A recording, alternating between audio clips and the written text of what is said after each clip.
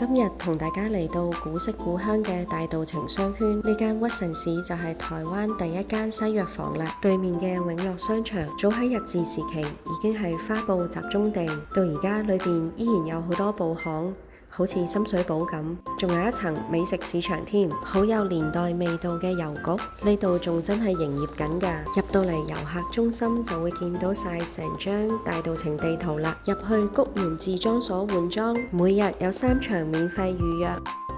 每個人都可以揀一種配飾，可以揀線或者袋。帶大家行下遊客中心，太平茶席可以入去坐㗎。中藥行，過住古老歌嘅 cafe。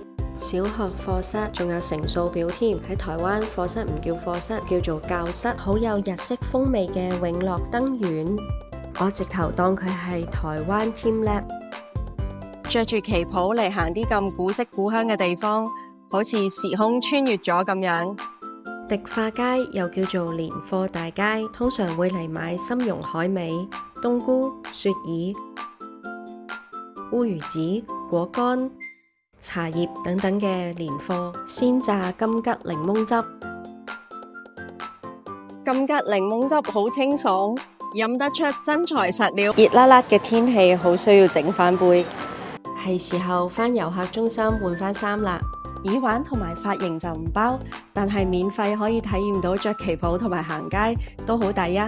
大家可以自己去官網預約，我俾條 link 大家。我係阿飛，大家仲有啲乜嘢台灣嘢想體驗，可以話俾我聽。下集繼續同大家食大稻埕美食，記得追蹤我。